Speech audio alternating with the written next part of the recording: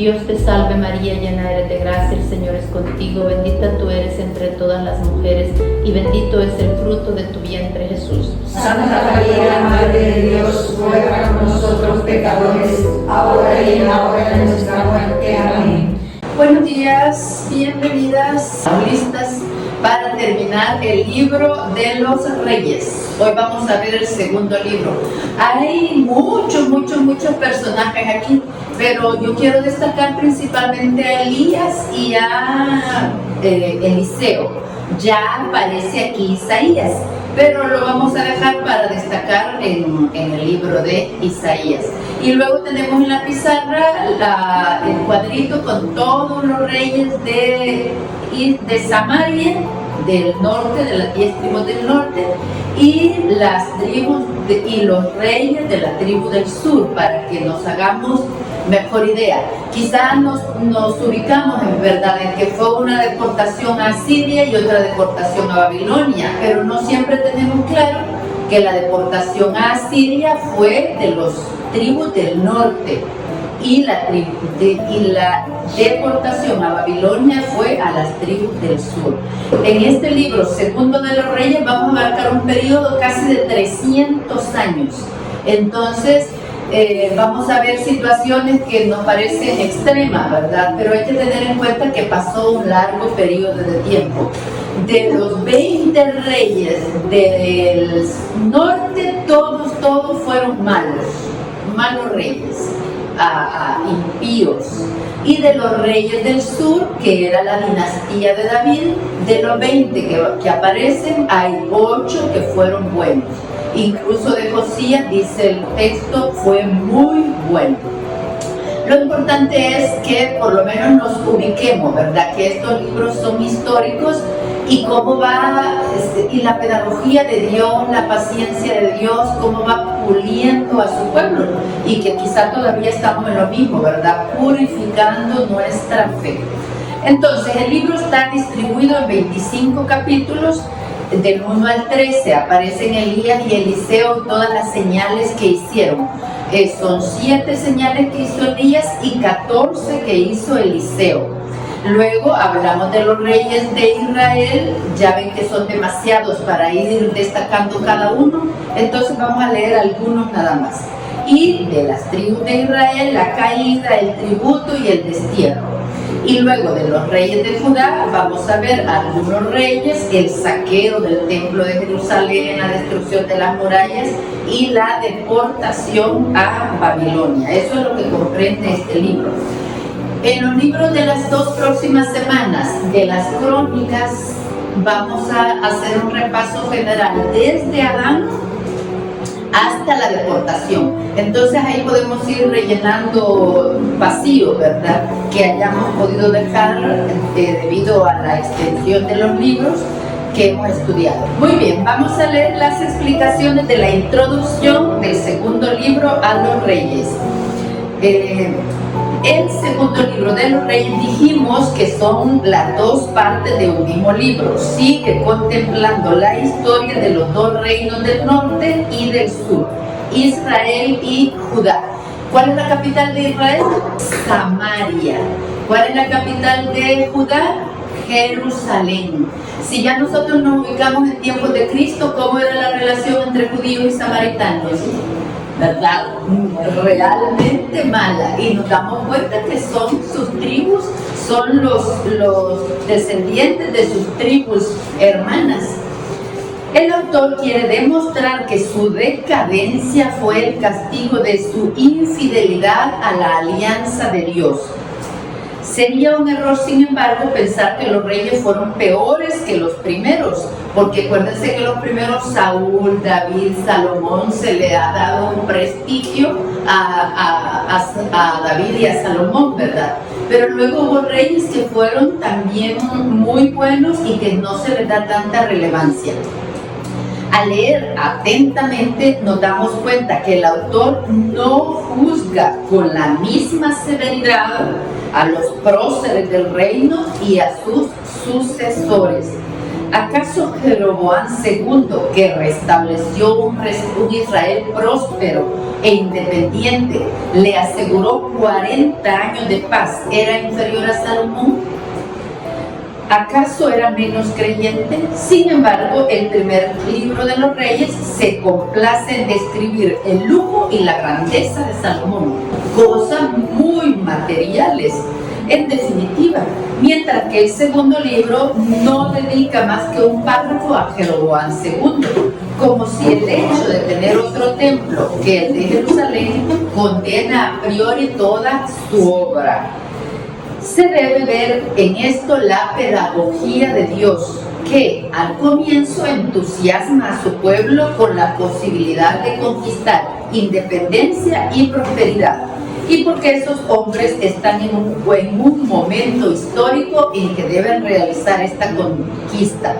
Dios no les muestra todos los aspectos negativos de lo que están haciendo, no insiste en los defectos de Salomón, ni insiste en la vanidad de sus lujos. Pero más tarde, Dios invita a su pueblo a que mire con espíritu crítico, y mientras el gran ensueño del reino de Salomón se va desvaneciendo, les enseña a buscar otra conquista más duradera e importante, que es el reino de la justicia. Por eso, ¿verdad?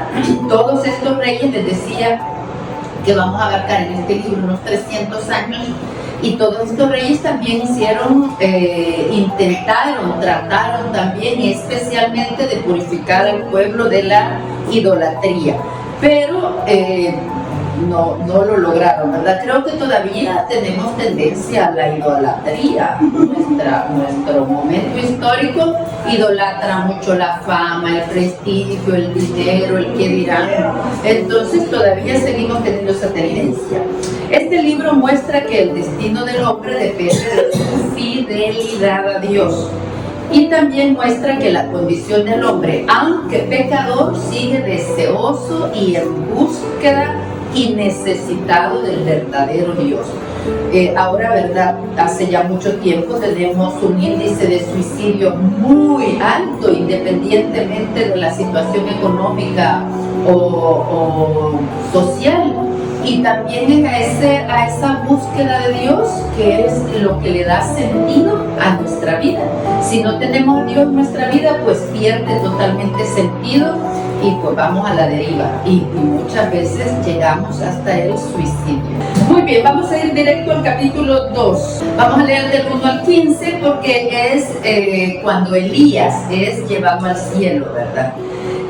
Capítulo 2, versículo 1.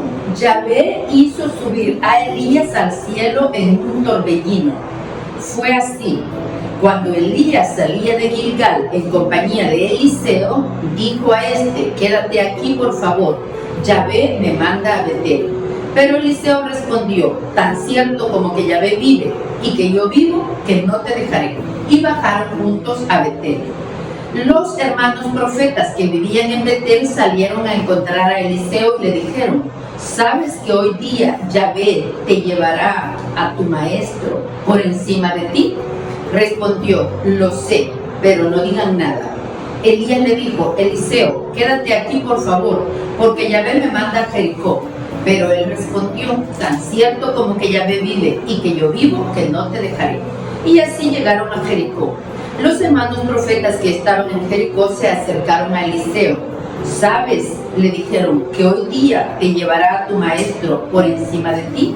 Respondió: lo sé, pero quédense tranquilos.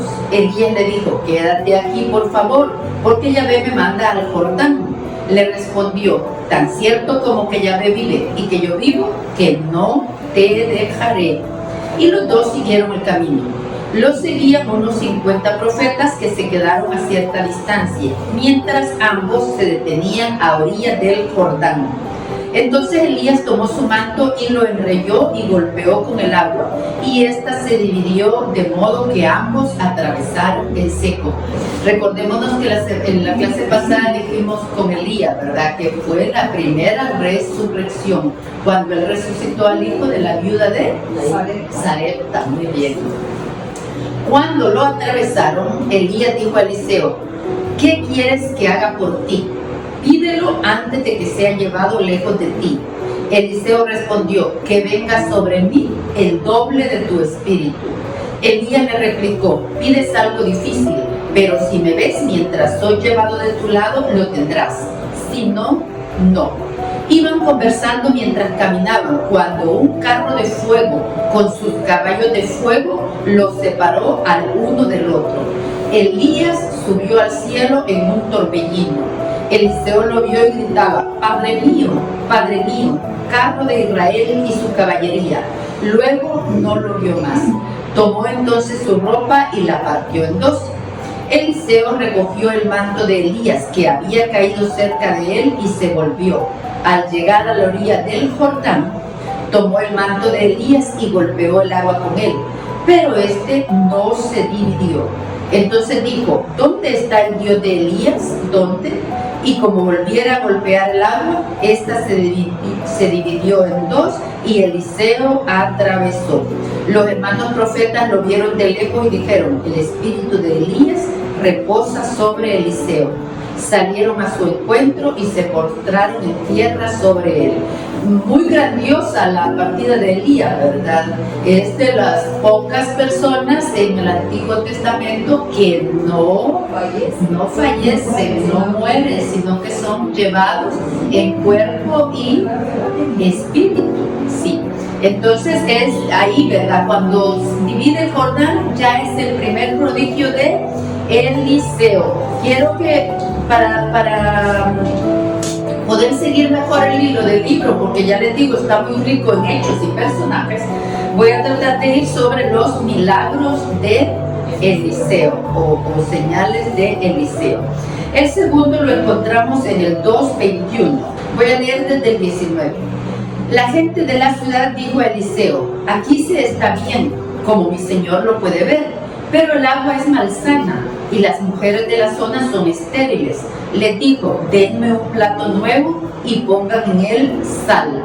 Se lo pasaron. Se dirigió a la fuente y echó la sal en el agua. Luego dijo, esto dice Yahvé, he sanado esta agua, de ella ya no saldrá más ni muerte ni esterilidad. Y el agua siguió sana hasta el día de hoy, según la palabra que había pronunciado Eliseo. Quizá nosotros no nos damos cuenta, ¿verdad? Que también nosotros tenemos este poder en Jesús, en Dios, de obrar maravillas, pero nos falta fe. Ellos que claro tienen, ¿verdad? La palabra de Dios. El segundo lo tenemos inmediatamente después, en el mismo capítulo 2:23. De allí se fue a Betel. Cuando iba por el camino que sube, salieron de la ciudad unos muchachos que se burlaban de él. Vamos, calvo, sube, vamos, calvo, sube, le decían. Se volvió y mirándolo los maldijo. En nombre de Yahvé, salieron del bosque 2 osas y desgarraron a 42 de los muchachos. También, ¿verdad? Digo yo, nosotros milagro no parece algo que sea bueno, ¿verdad? Pero aquí este prodigio que hace Eliseo también es defensa de la fe, porque el hecho de ir rapado es un signo de consagración. Cuando ellos se burlaban de estar rapado, de estar calvo, estaban también blasfemando. Entonces también nosotros, si no leemos las explicaciones, no logramos ver el trasfondo de la situación. Los muchachos estaban blasfemando al burlarse de su consagración. Luego vamos en el cuarto prodigio, en el capítulo 4, vamos a leer del 1 al 7. Una de las mujeres de los hermanos profetas mandó llamar a Eliseo. Tu servidor, mi marido, ha muerto, dijo ella, y tú sabes que tu servidor temía a Yahvé. Pues bien, un hombre a quien debíamos dinero vino a tomar a mis 2 hijos para hacerlos sus esclavos.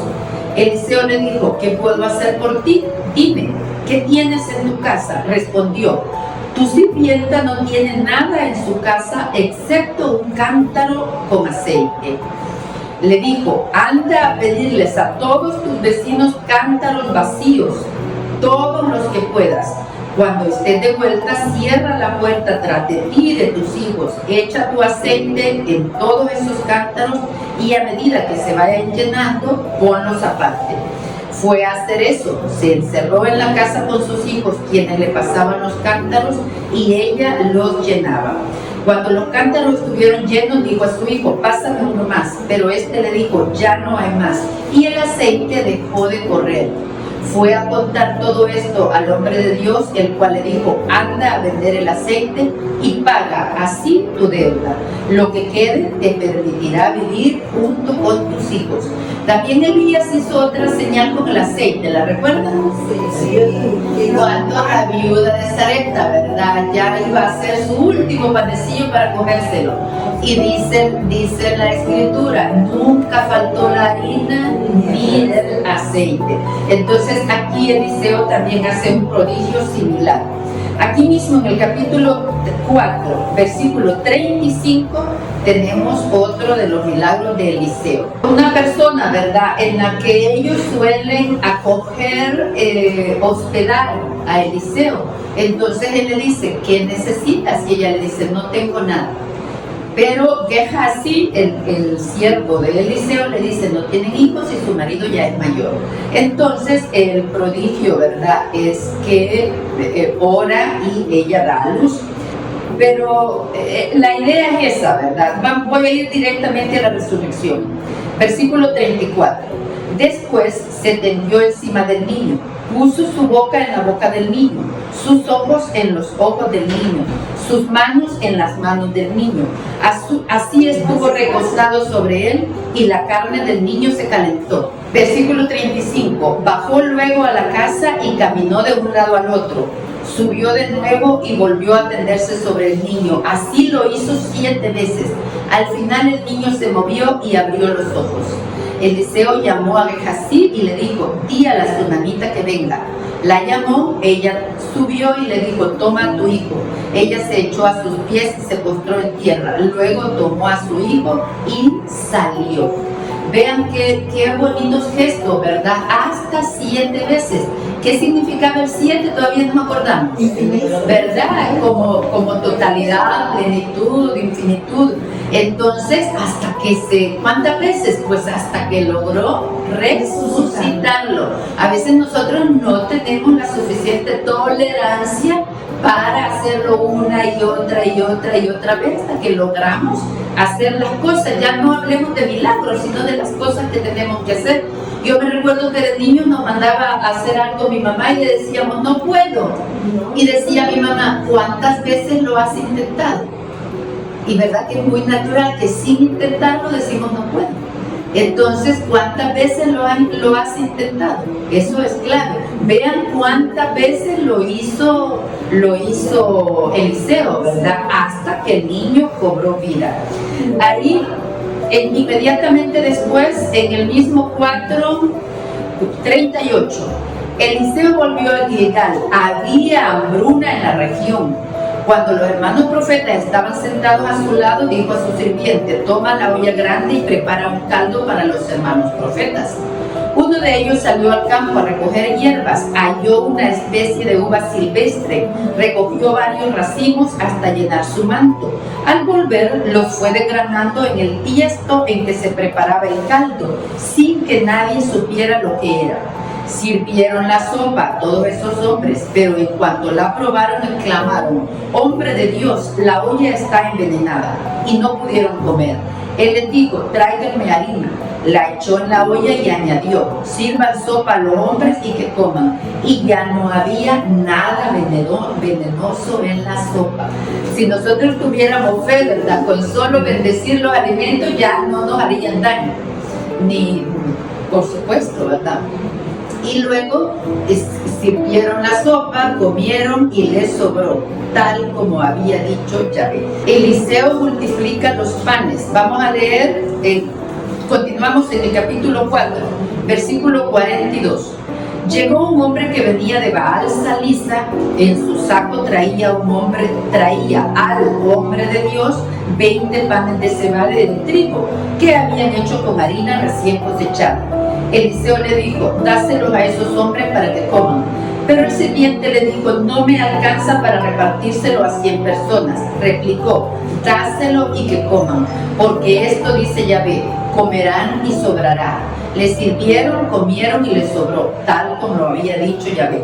¿A qué milagro nos recuerda este milagro de Eliseo? ¿Verdad? A las 2 multiplicaciones de los panes que hace Jesús. O sea, no es tan extraño a la cultura judía los milagros que hace Jesús.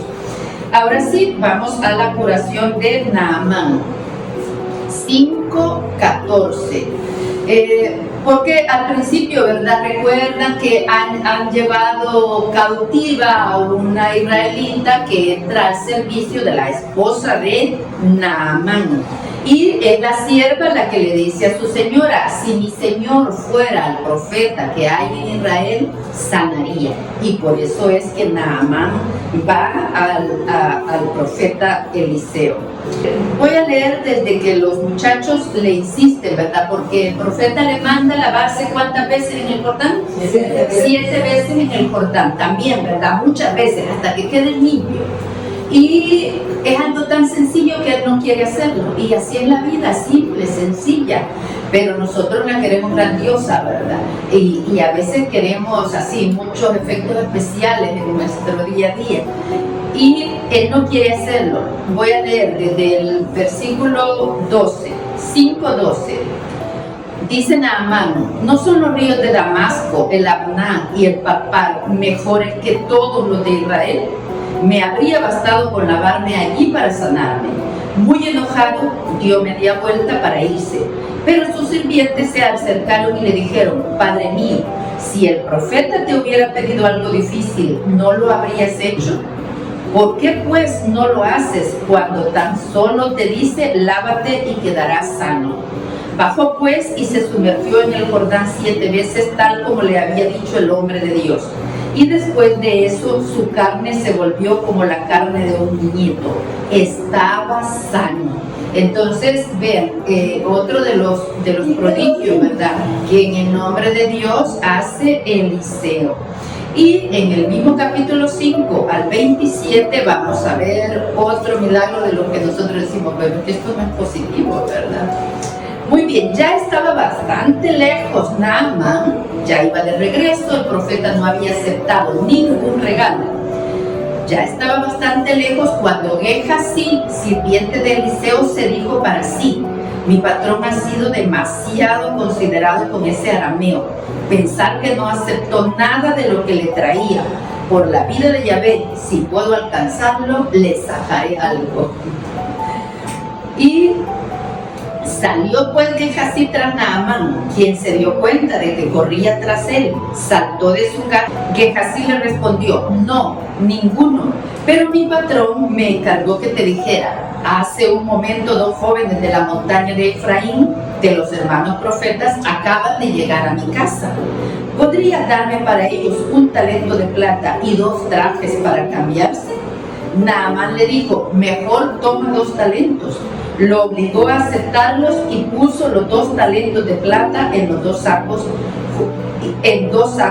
junto con los trajes de recambio. Luego se los encargó a 2 de sus sirvientes para que fueran delante de Gehazi transportándolos. Cuando Gehazi llegó a Ofel, lo recibió todo de sus manos y lo guardó en su casa y despidió a los 2 hombres, quienes se fueron. Él por su parte volvió a presentarse ante su patrón. Eliseo le dijo: ¿de dónde viene Gehazi? Este le dijo: tu sirviente ha andado por aquí y por acullá. Eliseo añadió: ¿no estaba contigo mi espíritu cuando ese hombre saltó de su carro para ir a tu encuentro? Ahora tienes plata, ropa, olivares, viñas, ovejas, bueyes, sirvientes y sirvientas, pero también tienes la lepra de Naamán, la que se te pegará a ti y a tu familia para siempre. Y Gehazi se alejó de su presencia con una lepra blanca como la nieve. 6:1.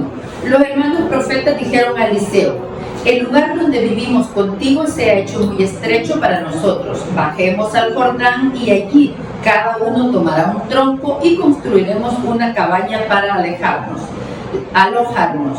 Les dijo: vayan. Pero uno de ellos le dijo: ¿por qué no vienes con tus sirvientes? Respondió: bueno, iré. Se fue pues con ellos. Mientras uno de ellos cortaba un tronco, cayó el hacha al agua. Se puso a gritar: ¡ay de mí, mi señor, esa hacha que me habían prestado! El hombre de Dios le dijo: ¿dónde cayó? El otro le mostró el lugar. Eliseo cortó entonces un palo, lo tiró al agua y el hierro salió a flote. Añadió: tómalo ahora. El otro extendió su mano y agarró el hierro. Nos fijamos, ¿verdad?, que cotidiana la vida de Eliseo con el pueblo. No es un profeta que está alejado. Vamos al 6:18. Los arameos bajaron donde Eliseo. Este hizo una oración a Yahvé: digna de dejar ciega a esa tropa. Eliseo les dijo: este no es el camino, ni esta la ciudad. Síganme y los guiaré donde el hombre que buscan. Y lo llevó hasta Samaria. Cuando ya habían entrado en Samaria, Eliseo dijo: Yahvé, abre los ojos de estos hombres para que vean. Yahvé les abrió los ojos y vieron que estaban en Samaria. Al verlo, el rey de Israel dijo a Eliseo: Padre mío, ¿debo matarlos? Él respondió: si no matas a los que apresas con espada y con arco, ¿cómo matarías a estos? Mejor dales pan y agua para que coman y beban, enseguida que vuelvan donde su señor. El rey les sirvió entonces una buena comida, comieron y bebieron. Después los despidió y regresaron donde su amo. Desde ese día las bandas arameas dejaron de hacer incursiones en el territorio de Israel. Era era estas incursiones, ¿verdad? Los pueblos ya tenían sus fechas fijas en que hacían incursiones en otros territorios. De no ser así, ¿de qué vivían todos los soldados? Entonces por eso dice, en las épocas en que siempre se hacían incursiones, pues estaban peleando todos con todos para sacar botín y pagarle al ejército. Muy bien. Y ese es el milagro, ¿verdad? Que primero los deja ciegos y luego les devuelve la vista. Hay una hambruna, ¿verdad? Recién leímos que hay una hambruna. Entonces, unos leprosos hablan entre ellos: pues vamos a entrar al campamento arameo, porque si nos matan allá, pues de todos modos vamos a morir aquí. Entonces vamos a ir al campamento arameo. Entonces salieron y se fueron a encontrar con que en el campamento arameo no había nadie. Todo estaba como que usted salió y iba a volver al ratito, ¿verdad? Todas las tiendas, todo como que habían huido. Entonces los leprosos empezaron a comer y a guardar cosas y luego reflexionaron: estamos haciendo mal, porque pues todo el pueblo está pasando hambre. Entonces fueron y avisaron al pueblo. Temerosos de que fuera una trampa, primero mandaron a algunos a revisar si era verdad. Y ya que vieron que efectivamente todo el campamento arameo estaba despoblado, vinieron todos a recoger, ¿verdad?, pan y de todo. Vamos. Capítulo 7, versículo 16.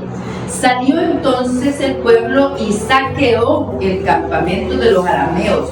Por una moneda de plata se conseguía una gran medida de harina, o 2 grandes medidas de cebada por la misma moneda de plata, ¿verdad? Tal como lo había dicho Yahvé.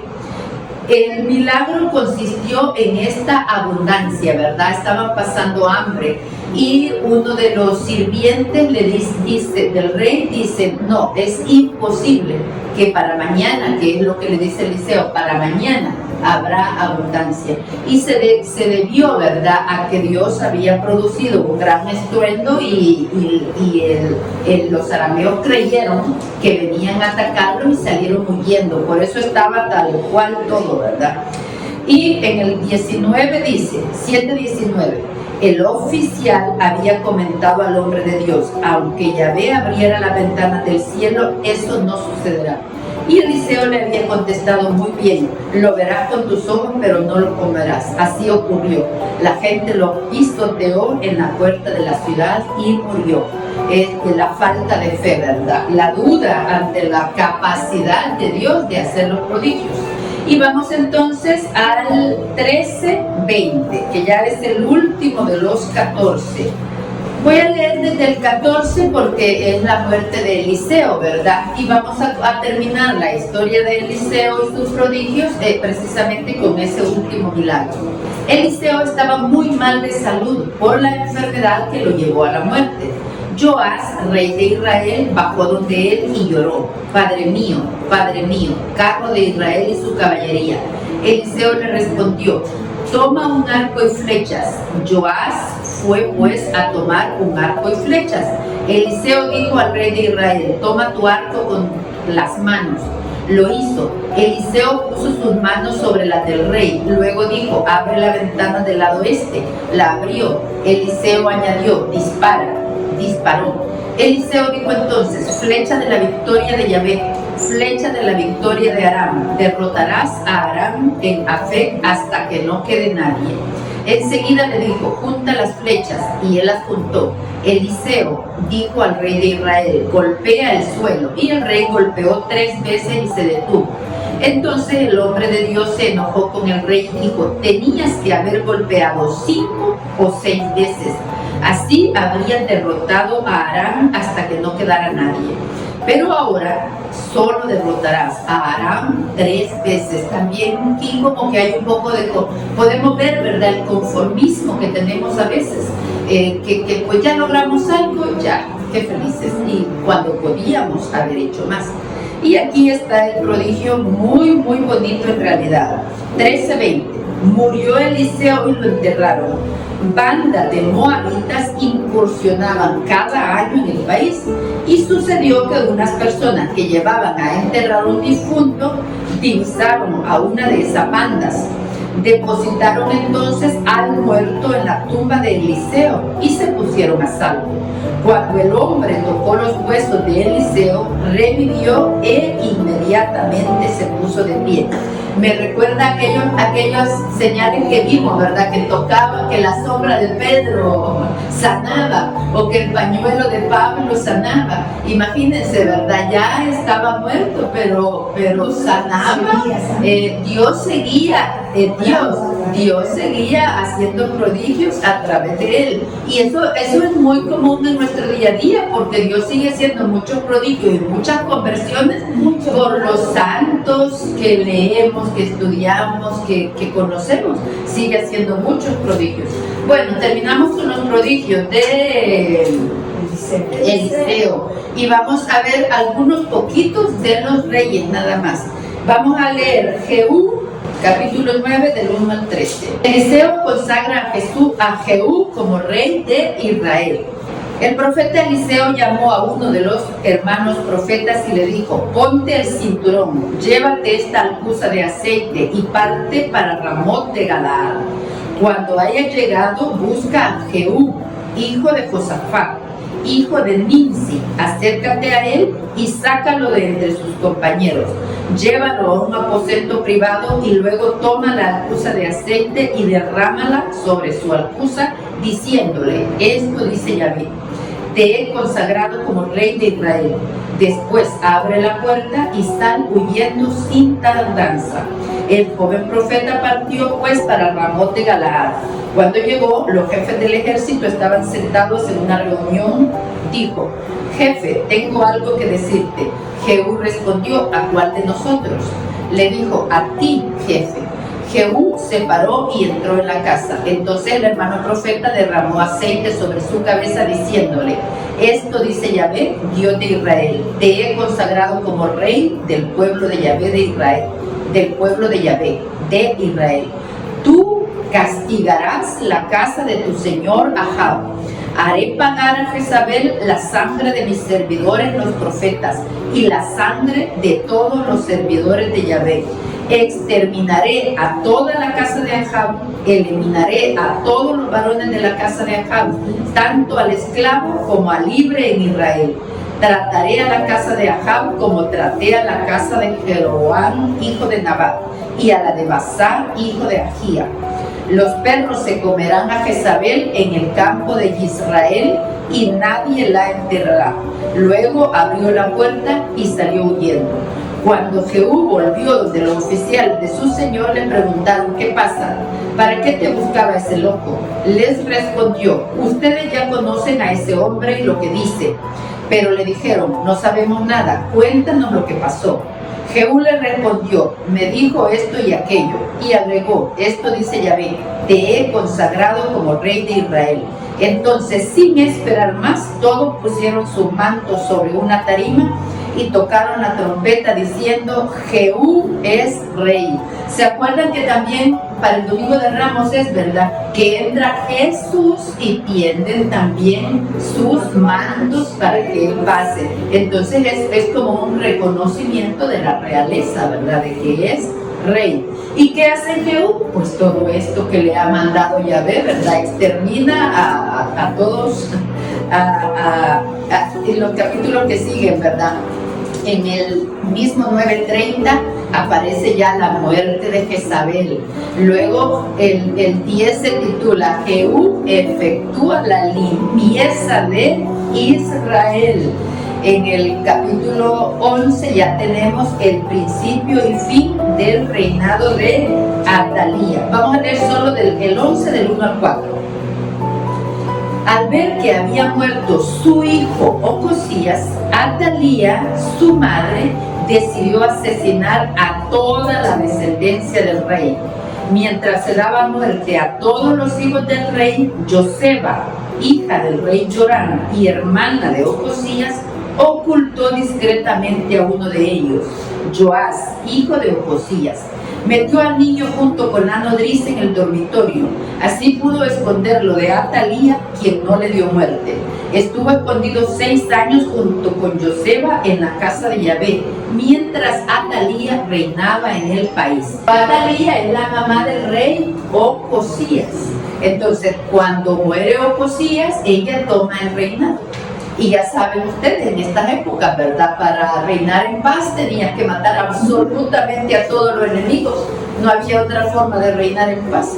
Y aún así se le escapa uno, que por supuesto luego reclama el reino, ¿verdad? Entonces, esa es la historia de Atalía. Es la única mujer que reina en toda esta época de los reyes de Israel y de Judá. Y luego en el 12 viene el reinado de Joás, ¿verdad? Vamos a leer del 12 a partir del 5. Joás dijo a los sacerdotes: todo el dinero que llegue a la casa de Yahvé, tanto el de los impuestos personales como el que provenga de las ofrendas voluntarias para la casa, lo recibirá cada sacerdote de las personas que se dirijan a él. Después lo utilizarán para reparar la casa donde sea necesario. Pues bien, el 23º año del reinado de Joás, los sacerdotes todavía no habían hecho las reparaciones de la casa. El rey Joás llamó entonces al sacerdote Jodada y a los demás sacerdotes y les dijo: ¿por qué no han hecho las reparaciones de la casa? En adelante ustedes no recibirán más dinero a la gente, sino que lo destinarán para las reparaciones del templo. Los sacerdotes lo aceptaron. El sacerdote Jodada tomó después una caja y mandó hacerle un hoyo en la tapa, la puso en el lado del altar a la derecha de la entrada a la casa de Yahvé. Los sacerdotes que custodiaban la puerta de la casa depositaban en ella todo el dinero que se traía a la casa de Yahvé. Fíjense, el rey Joás, ¿verdad? Con todo y lo que es bueno, es de los 8 reyes buenos que reinan en Judá. Y como incluso, ¿verdad?, se da tiempo de vigilar que la casa de Dios, que el templo esté en buenas condiciones. Y están ahí los sacerdotes, reciben el dinero para las reparaciones y aún no lo han hecho. Entonces, qué decisión tan sencilla, ¿verdad? Ya no van a recibir el dinero ustedes. Lo administran para hacer las reparaciones. Vamos a leer el de Acaz, 16 del 1 al 4 nada más. Acaz, que fue uno de los reyes más impíos, hijo de Jotam, rey de Judá, comenzó a reinar el año 17 de Pekah, hijo de Remalías. Acaz tenía 20 años cuando subió al trono y reinó 16 en Jerusalén. No hizo lo que es justo a los ojos de Yahvé su Dios, tal como su antepasado David. Siguió más bien las huellas de los reyes de Israel y hasta llegó a sacrificar a su hijo en la hoguera según las odiosas prácticas de los pueblos que Yahvé había echado ante los israelitas. Ofreció sacrificios y quemó incienso en los altos lugares, en las colinas y bajo cualquier árbol verde. En realidad, este es un párrafo que se repite en cada uno de los reyes malos, ¿verdad? Que son la mayoría. No hicieron lo que era grato a Dios. Vamos al 17, del 1 al 6. Oseas, hijo de Elá, comenzó a reinar en Israel desde Samaria el año 12º de Ahaz, rey de Judá. Reinó 9 años, hizo lo que es malo a los ojos de Yahvé, pero no tanto como los reyes de Israel que lo habían precedido. Salmanasar, rey de Asur, Asur se refiere a Asiria, fue a buscarlo y Oseas tuvo que someterse pagando tributo. Pero el rey de Asur supo que Oseas estaba conspirando contra él, ya que habían enviado mensajeros a Saís, donde el rey de Egipto, y no pagaba más el tributo al rey de Asur como debía hacerlo cada año. Aquel entonces lo mandó a arrestar y lo metió encadenado a la cárcel. El rey de Asur invadió todo el país, llegó a Samaria y la sitió 3 años. El año 9 de Oseas, el rey de Asur se apoderó de Samaria y deportó a Asur a los israelitas. Los instaló en Jalab, a orillas del Jabor, en el río Gozán, y además en la ciudad de Media. Vean qué estrategia, ¿verdad? Sacan a todos los pobladores del lugar conquistado y lo distribuyen en las otras ciudades que ya tienen dominadas. Vamos entonces, ya estamos, ¿verdad? Nos ubicamos bien. La deportación a Asiria es por Salmanasar de las poblaciones del norte, ya es la caída de las tribus del norte, la caída de Israel. Vamos a leer un poquito 17:7, causa de la ruina de Israel. Eso ocurrió porque los hijos de Israel habían pecado contra Yahvé su Dios, quien los había hecho subir del territorio de Egipto y los había librado de las manos del faraón, rey de Egipto, y se habían vuelto hacia otros dioses. Los israelitas imitaron las costumbres de los pueblos que Yahvé había expulsado delante de los hijos de Israel. Versículo 10. Instalaron piedras paradas y postes sagrados en cualquier colina sobresaliente y bajo cualquier árbol verde. Versículo 12. Se pusieron a servir a ídolos inmundos, siendo que Yahvé les había dicho, no hagan eso. Entonces, ¿verdad? Ahí nos muestra claro que es la infidelidad a la ley. Pero voy a llegar ya de una vez, ni modo, vamos a saltar un poco más. Viene en el 18 el reinado de Ezequías, que es un rey bueno, e inmediatamente viene la invasión de Sennacherib. Pero vamos a tener, en el 19 aparece ya Isaías, que dije pues que no lo vamos a destacar aquí porque luego vamos a leer todo su libro, y vamos a ir hasta el capítulo 22. Del rey Josías, dice la escritura, fue un rey muy bueno. Josías tenía 8 años cuando subió al trono y reinó 31 años en Jerusalén. Hizo lo que es justo a los ojos de Yahvé y caminó tras las huellas de su antepasado David, no apartándose ni a la derecha ni a la izquierda. En el versículo 8 encontramos: el sumo sacerdote Elquías dijo a su secretario Safán, en la casa de Yahvé encontré el libro de la ley. Después se lo pasó a Safán, quien lo leyó. El secretario Safán fue luego a ver al rey y le entregó un informe diciéndole: tus servidores reunieron el dinero que estaba en la casa y se lo entregaron a los obreros encargados de reparar la casa de Yahvé. Enseguida el secretario Safán comunicó la noticia al rey. El sacerdote Elquías le dijo: me pasó un libro, y Safán lo leyó en presencia del rey. Cuando el rey oyó las palabras del libro, rasgó su ropa. El rey dio esta orden al sacerdote Hilquías y a Hicam: vayan a consultar a Yahvé por mí, por el pueblo y por todo Judá respecto a las palabras de ese libro que se acaba de encontrar. Yahvé debe de estar listo para descargar sobre nosotros toda su cólera, porque nuestros padres desobedecieron las palabras de ese libro y no pusieron en práctica todo lo que allí estaba escrito. Vean qué detalle tan sencillo, ¿verdad? ¿Con cuál de los reinos se quedó la tribu de Leví? Con los del norte, con las 10 tribus del norte. En el sur solo se quedó la tribu de Judá.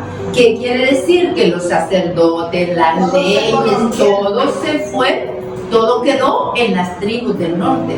Pero al caer y ser deportados a Siria, pues algunos lograron venirse al sur.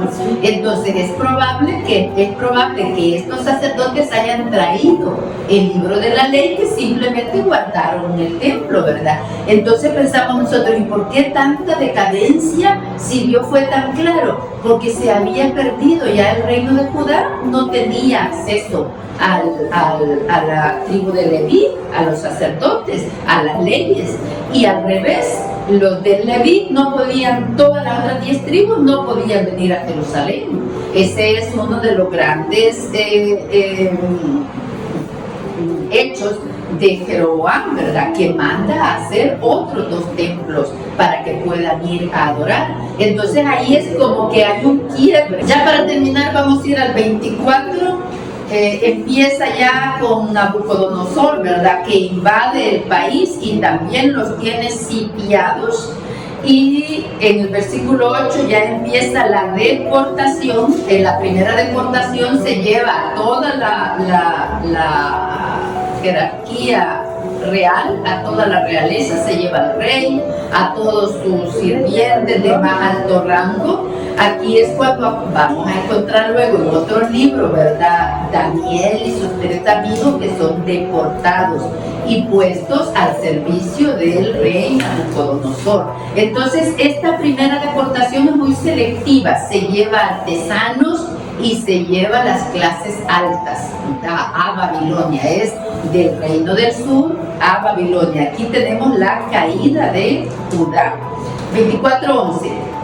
Nabucodonosor, rey de Babilonia, llegó para atacar la ciudad mientras sus hombres la sitiaban.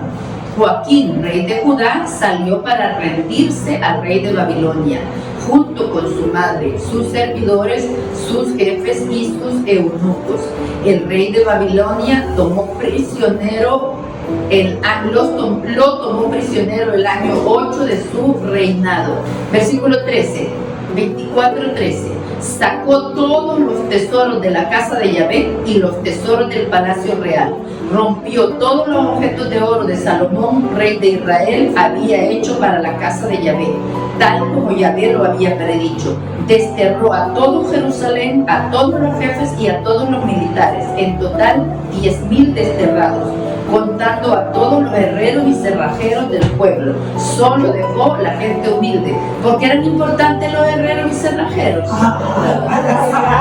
Para hacer las armas, ¿verdad? Versículo 15. Desterró a Joaquín a Babilonia, mandó desterrado a Babilonia a la madre del rey, a sus mujeres, a sus eunucos y a las personas importantes del país. El rey de Babilonia mandó desterrados a Babilonia a 7,000 hombres que servían, 1,000 herreros y cerrajeros y todos los hombres que podían portar armas. 17. El rey de Babilonia puso como rey en lugar de Joaquín a su tío Matatías, al que cambió el nombre de Sedecías. Y para terminar vamos a leer 25:7. El rey de Babilonia mandó degollar a los hijos de Sedecías ante sus propios ojos. Luego le sacó los ojos y lo llevó encadenado a Babilonia con una doble cadena de bronce. Para que nos fijemos, ¿verdad? Que todas las conquistas eran sangrientas.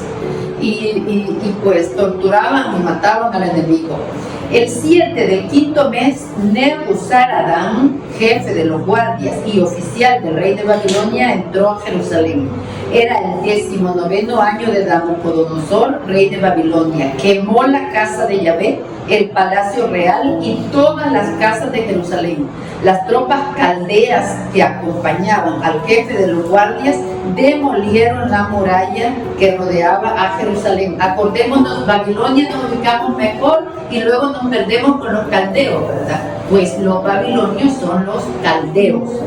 Nebuzaradán, jefe de los guardias, desterró al resto de la población. Hace 3 incursiones en esta historia que estamos siguiendo. Desterró al resto de la población, a los que habían quedado en la ciudad, a los que habían desertado para pasarse al lado del rey de Babilonia y al resto de los artesanos. El jefe de los guardias solo dejó a la gente humilde del país para que trabajaran como viñadores y labradores. Y voy a leer una de las explicaciones de la Biblia de Navarra para terminar. La historia de los reyes muestra que a pesar de aquellos desastres, Dios no abandonó a su pueblo, sino que mediante el destierro buscó la conversión. Queda abierto el camino para el futuro de la salvación presente en los planes de Dios. Llega a realizarse y se manifiesta a través de Jesús, reconocido y perdonado y proclamado como el Mesías, el Hijo de David. Dios te salve María, llena eres de gracia, el Señor es contigo, bendita tú eres entre todas las mujeres y bendito es el fruto de tu vientre Jesús. Santa María, Madre de Dios, ruega por nosotros pecadores, ahora y en la hora de nuestra muerte. Amén. Santa María, esperanza nuestra, clave del Señor, ruega por nosotros. Bueno, pues muchas gracias.